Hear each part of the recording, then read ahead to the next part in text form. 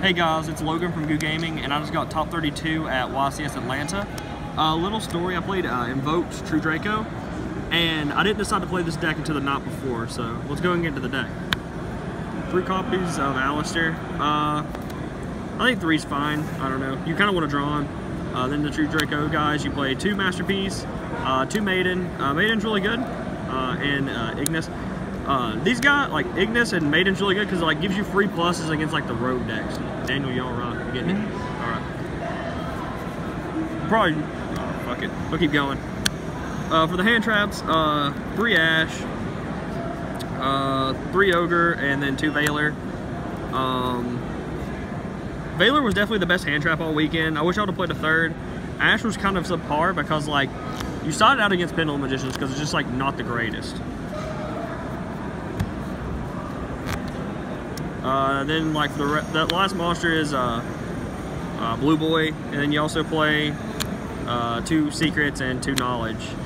This engine wasn't very good for me, but like I think you have to play it. But like I would desires like maybe like Knowledges away, like one of the Knowledges away and use one, and then draw like Secrets late game, and just stuff like that. Like, and it really made some of your hands really bricky. Like if you open Knowledge and no spellcasters. So there's a couple times where I summoned Veiler, and then like, you know, not a wisdom, or yeah, it's Knowledge to draw a couple cards, but overall it was kind of inconsistent.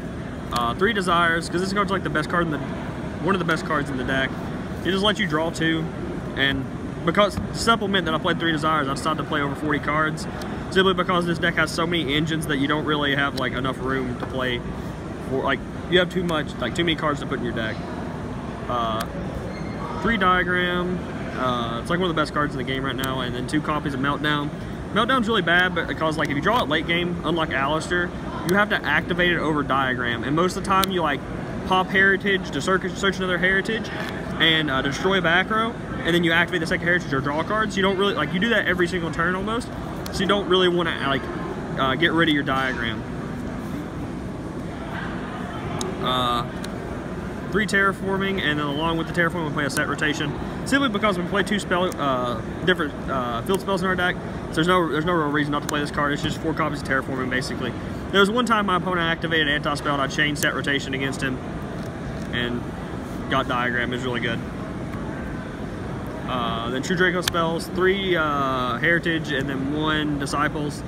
Heritage is insane. Like, there was one time I drew 3 cards, and like I drew like 10 cards on my first turn almost, and like my opponent let me go first. I just drew a bunch of cards, and it was fantastic.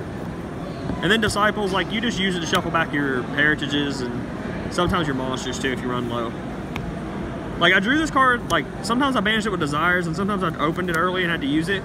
So I would consider running a second of this, but I don't know if that's like me just being result based. I don't know if you actually need to. 2 copies of Invocation. This card is fucking, I hate this card. Like I drew this card, opened this card a lot without Alistair, or like a way to get to Alistair.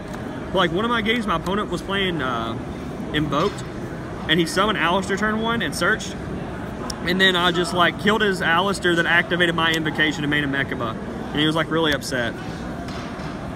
2 Scapegoat. Whoa, 2 Scapegoat.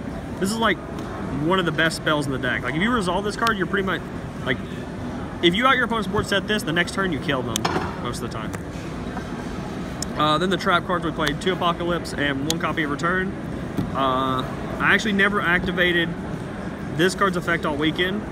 Like I used a tribute effect, but I never actually halved any monsters. I could consider playing a 3rd of this because sometimes like I would banish like 2 of them with Desires and only have 1 to play with, but like I always had Disciples at that point, so I don't know. Maybe I would play a 3rd Apocalypse, but maybe not. That's the whole main deck. It's 44 cards.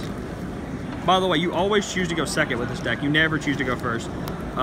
Unless you know they're playing Pendulum, then you go first, and then like your sideboard playing against Pendulum is pretty good. Okay, so for the extra deck, we played 2 Mechaba, 1 copy of Purgatrio, is that how you say it? Ragin. These are the ones I made, and I also played a, I don't know this card's name, it's the Earth one. There's actually, the only way to make it in your main deck is with Link Spider, so you have to draw Scapegoat.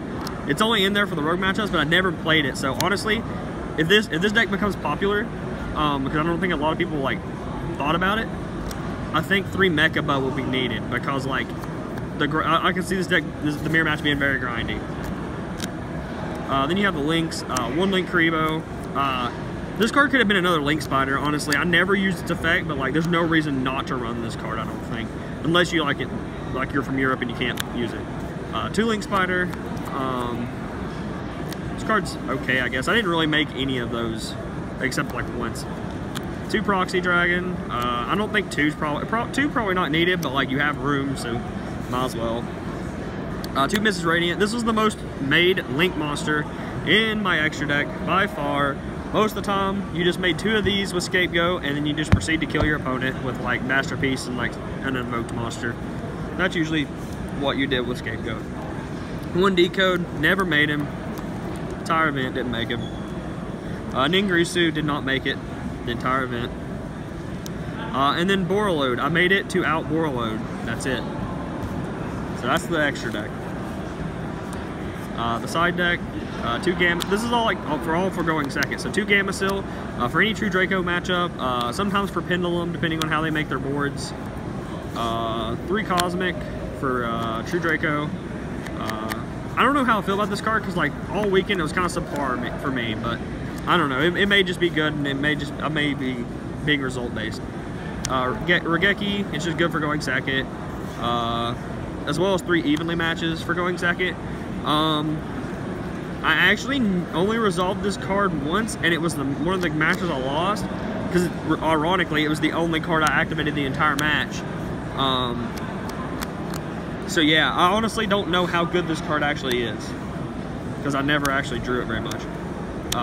3 Anti-Spell, and then this is your going first plan against, well, not everything, but most decks. 3 Anti-Spell and 3 D-Barrier. This is for the mirror. Well, these are all 6 of these are for the mirror, and all 6 of these are for Pendulum. And like you should crush every other deck, so the other decks don't really matter. But yeah, they'll make you go first, and you can kind of like predict when they'll make you go first in like the mirror match. So you can just side in like these.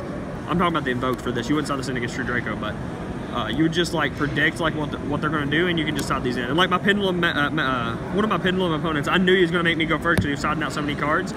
So I just sided these in, and he made me go first, and I blew him out. It was pretty nasty. So that's the entire deck. The deck was really good. Like it's 44 cards, so I kind of want to try to cut it to 40. But honestly, I think this deck is like one of the. I felt like I had a really good deck for this event. And I definitely think it's going to be like a really good deck moving forward. So yeah, like, subscribe, and stay tuned for more videos, I guess.